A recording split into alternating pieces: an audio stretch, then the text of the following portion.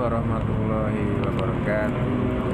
Ketemu lagi bareng saya di channel Sikin Ojol TV. Pada kesempatan kali ini saya akan berbincang-bincang ya, tutorial untuk Anda khususnya ya, para driver Gojek ya, apalagi yang main GoSend, GoRed ya, jarak jauh.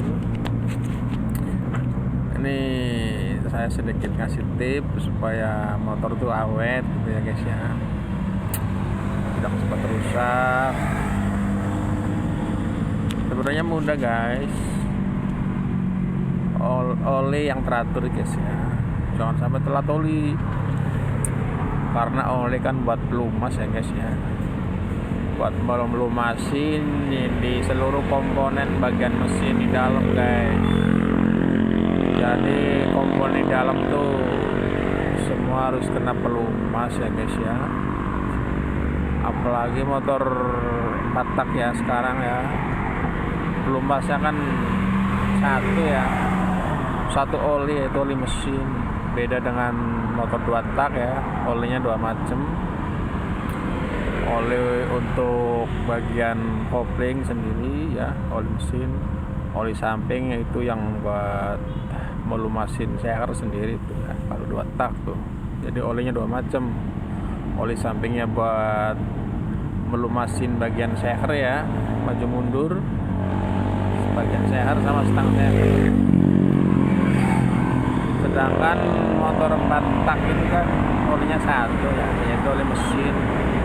Jadi satu oli tuh buat melumasin bagian kopling semuanya guys ya, bagian seher.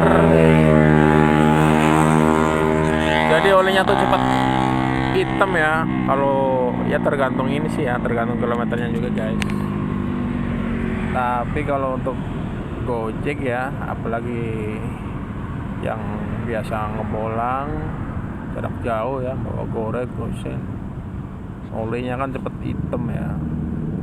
Kalau bisa paling lama tuh ya 2 minggu guys ya, kalau untuk main ngebolang GoRed ya, GoSend jarak jauh saya sarankan ya, kalau Anda mau ya, istilah ini saya menurut pengalaman saya juga sih ya guys ya. Kalau saya nih kan berhubung saya ngebolang ya, apalagi waktu belum corona, saya tuh ngebolang terus. Jadi 2 minggu ganti guys ya, udah hitam banget olinya guys. Terus jangan lupa guys, selain oli harus teratur, rantai juga guys jangan sampai kering ya. Khusus untuk motor yang bebek nih ya, bukan matic nih, yang masih menggunakan rantai harus dikasih pelumas guys ya, entah itu oli bekas, entah itu apa tuh pelumas khusus rantai. Kebetulan kalau saya sih cukup pakai oli bekas guys ya, oli bekas. Dan biasanya di bengkel-bengkel juga banyak tuh minta oli bekasnya guys gitu guys. Yang penting bisa buat melumasin rantai biar nggak kering guys ya, biar rantainya tuh awet ya.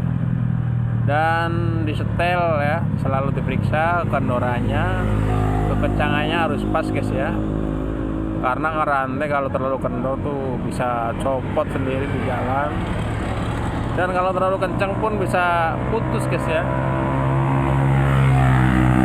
Jadi rantai tuh harus pas nyetelnya guys ya, jangan terlalu kencang, jangan terlalu kendor, yang sedang udah gitu selalu dipelumasin, jangan sampai kering guys ya.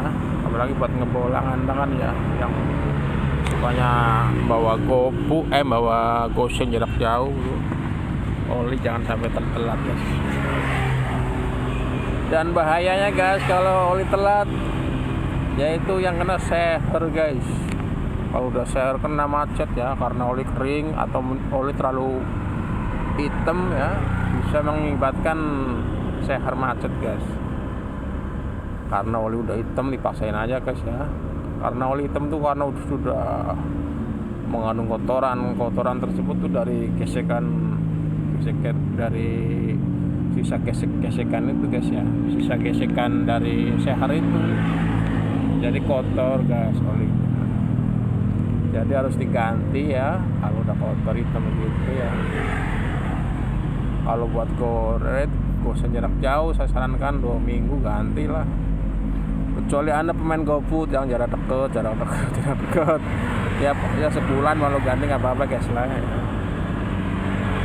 Atau GoFood yang jarak dekat aja nih untuk Anda pemain GoFood 40 hari juga nggak apa-apa lah, karena jarak dekat kan ya, jaraknya dekat oli juga awet nggak sempat hitam.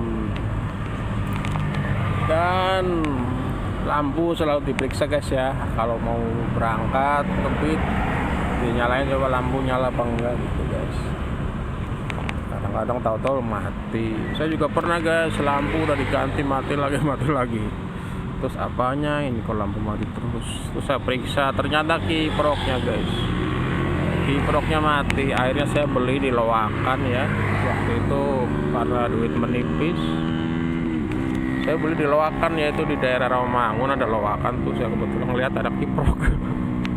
Kebetulan motor saya tuh pas buat motor saya ya. Pas ganti kiprok, alhamdulillah. Ternyata kiproknya emang ya menyebabkan lampu putus melulu guys ya, bohlamnya putus melulu. Ternyata kiproknya. Kiprok itu fungsinya buat menyetabilkan strum guys ya. Jadi kalau udah kiprok tuh strum kan, kalau udah 12 volt tuh nggak mau naik lagi. Jadi misalnya motor digas nih, kan seharusnya kan makin digas makin lama strumnya tuh. Tapi kalau udah kiprok tuh stabil guys, mentoknya 12 volt. Jadi kalau digas ya, terus strum naik, kalau udah 12 volt udah berhenti. Jadi bohlam tuh nggak putus guys ya. Jadi kalau misalnya Anda lampunya putus mulu ya, coba dicek kiproknya guys ya. Biasanya kiproknya sudah mati ya, masih bisa nyetrum lagi, tapi untuk penyetabilan lampu udah rusak gitu guys ya. Karena kiprok tuh fungsinya ada 2, buat menyetabilkan lampu supaya strumnya 12 volt ya. Jadi walaupun digas kenceng, setrum keluar ke lampu tetap 12 volt ya guys. Sedangkan fungsi yang satunya lagi untuk ngecas kaki guys ya. Jadi kiprok tuh kakinya ada 4 ya. 1 ke ground, ke body. Yang kedua dari sepul masuk ke kiprok. Yang ketiganya dari kiprok masuk ke kaki buat ngecas ya guys ya. Biasanya yang warna merah tuh. Terus yang keempatnya tuh biasanya warna kuning tuh buat menyetabilkan lampu guys ya, saluran ke lampu. Jadi Anda misalnya kalau Anda lampunya putus mulu, coba dicek kiproknya, barangkali kiproknya sudah mati. Atau bisa juga guys, saya pernah ngalamin juga kiprok masih hidup tapi kok lampu putus dulu. Saya cek lagi guys ya. Saya orangnya malas ke bengkel ya, dan saya suka apa tuh udah-udah sendiri ya, eksperimen. Dan ternyata kiprok masih hidup pun lampu bisa putus mulu, karena penyebabnya yaitu kabel yang saluran ke kiprok ada yang putus guys. Kabel yang warna kuning yang kiproknya ada yang putus itu juga bisa menyebabkan lampu mati terus guys ya. Jadi kalau misalnya Anda motor lampunya mati terus, coba dicek kiprok. Kalau kiprok masih hidup, coba dicek mungkin saluran yang kiprok ada yang putus ya. Yang warna kuning biasanya itu kalau yang buat menyetabilkan strum. Kalau yang saluran ke aki biasanya warna merah ya, saluran ke sepul warna putih, dan biasanya saluran pengapian warna hijau ada garis-garisnya guys ya. Gitu guys.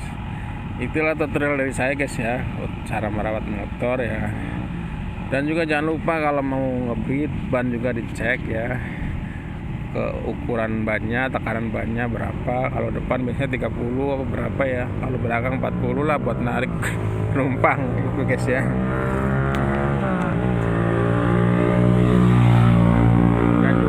spion harus santai ya, apalagi buat ngebit, buat penumpang tiap hari. Lampu belakang harus nyala, lampu depan apalagi guys. Gitu aja guys ya, tutorial dari saya agar motor Anda awet untuk ngebit, untuk nyari penumpang. Ya, jangan lupa oli jangan sampai telat guys, dan rantai harus selalu dipelumasin, jangan sampai kering ya, biar rantainya juga awet guys. Jangan lupa guys, jadi kalau untuk ngebolang Anda seperti yang jarak jauh terus tuh ya, oli ya 2 minggu lah ganti guys, jangan sampai telat. Kecuali ini pemain GoFood ya deket-deket terus jaraknya, itu sih ya sebulan juga nggak apa-apa baru ganti oli guys. Itu guys tutorial dari saya guys, semoga bermanfaat ya untuk para ojol-ojol semuanya. Salam satu aspal guys, dan jangan lupa subscribe channel saya Sikin Ojol TV. Dadah guys.